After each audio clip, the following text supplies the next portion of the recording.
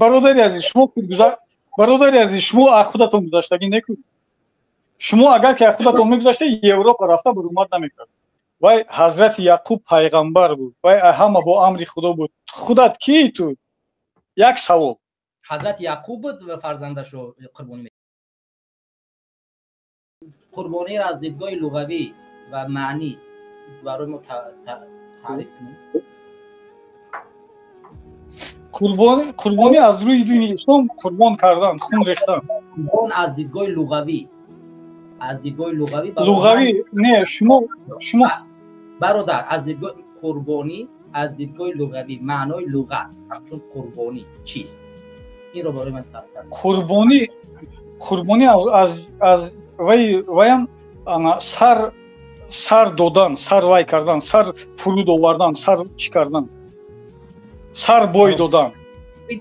ببین تو اون درجه را معرفت و دارای یعنی دانشت او قدر پایان است که کلمه قربانی را معناش رو نمیدونی. خودت چگونه میتونی برای در حالتی که خودت فهمیشت به اون درجه را نمیرسه، چه از دیدگاه دینی چه از دیدگاه دنیوی، یعنی سواد تو درجه را نیست که حتی کلام قربانی را حتی در وقتی که مردم میروند حج مال خود را قربان میکنن، مال خود را چقدر از اون میگذری، یعنی خودگذری است. اساس جهاد چیست؟ برپا کردن عدالت در روی زمین. در حالتی که تو رفتی عدالت کردی در روی زمین جاری کردی او پیروزی است. اگر در همین راه کشته شدی شهید میشه. اگر هدف فقط شهید شدن باشه و برای بجنگی مرد شهید نمیشه، چون هدف برقراری عدالت در روی زمین است. این یک. وقتی که ما میگیم خودگذری هدف جان دادن نیست، هدف اینه که جان خود را در همون راه دادن است. آیا اینه که تو میشوی نمیشوی، یعنی در این راه تو را زندان میکنن نمیکنن این خودش. من نمونه مثال میگم. من سال 2015 وقتی که مسکو برگشتم از ترکیه، در ترکیه سال 15 برگشتم، مقصود ابراهیم به من دعوت کرد که یعنی 15 ینور سال 2015 من از ترکیه برگشتم. مقصود ابراهیم فراوری سازمان جوانان برای یوی تاجیکستان به من دعوت کرد که بیا در خانه من زندگی کنی، من تنها در فلان جا زندگی میکنم. و همین مقصود ابراهیم من گفتم که از 3 ینور من میام، چون من یک جای دارم ملکت پرداخت کردم تا 3 ینور من باقی میمونم. از روز 3 من میام، روز 20 ینور مقصود ابراهیم از خونش دزدیدن و اگر من این اتاق تو 15 روز نمی داشتم و اگر امر تقدیر نمی بود من همین اجاره همین اتاق 15 روز نمی سپردم و در اون نمی موندم و من قربانی همین مسئله می شدم. یعنی مثل مقصود امروز در زندان بود. این یک.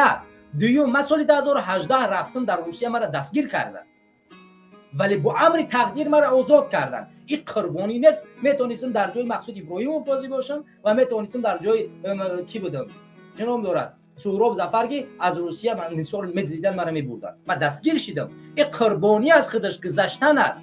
مادر من هر روز دعوت می‌شود به اداره پلیس، این قربانی نیست؟ پدر من هر روز دعوت می‌شود به اداره پلیس، قربانی نیست؟ تمام نزدیکان من امروز در تاجیکستان زیر ظلمن، این قربانی نیست؟ برادر من از روسیه برگشته نمیتواند، یگان کاری نکرده است، فقط اینه که برادر من است نسبتش پرونده میکنه، این قربانی نیست؟ قربانی خودگذری است و اساسی خودگذری ای است که تو از همون جان و ملکت میگذری و در راه میبروی. همینه که بورمدی خودش خودگذری است.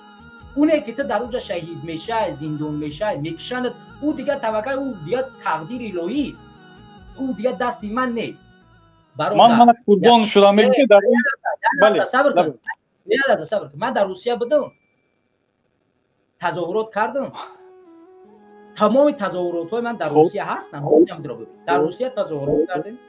روز 31 دکتر آخرین تظاهرات، 30 دکتر آخرین تظاهرات ما در نزد سفارت ترکیه و سفارت تاجیکستان در شهر مسکو.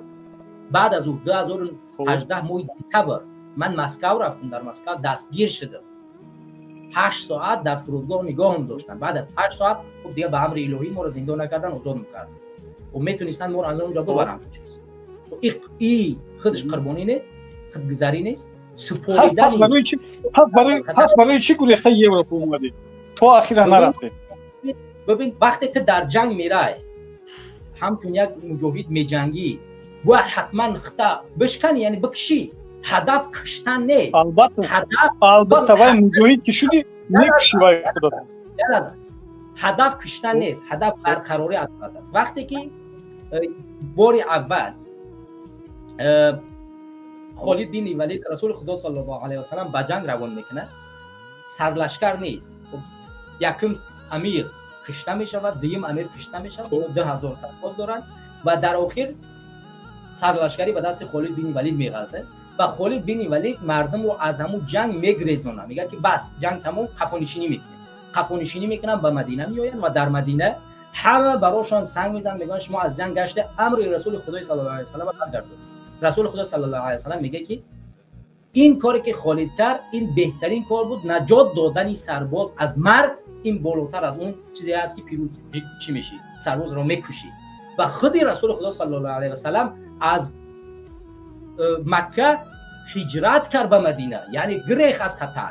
این معنی رو داره که ما قربانی کردیم، این معنی رو نداره ما خودمون رو بکشیم. وقتی از خطر رو میبینی از خطر خودت رو دور میکنی، این واقعیت این رو باید بکنی. اگر همون روزی که این حالی حال جایی که برای تاجیکستان نزدیکترین حالت بیاید که ما بریم انقلاب کنیم میره میکنیم. این مسئله از اون مسئله که خودت میگوی فهمیشت بسیار دوره. برم مثلا برم هر انسانی را که بگو که چیکار کرد میدونه دین اسلام، وقتی که اسماعیل رو میخواستن قربانی کنن چگونه همین قربانی به میون بود، خودگذری کرد، آمد کار در گردنش مون، خودگذری کرد ولی رسول همون را قتل کرد، قربانی شماریده شد ولی نکشکو همون را قربانی قبول شد بدون کشتن قربانی قبول شد. چرا؟ ای برادر وای بخشش پیش گپ دو. ای برادر وای همه با امر برادر یک دقیقه پیش گپ دو.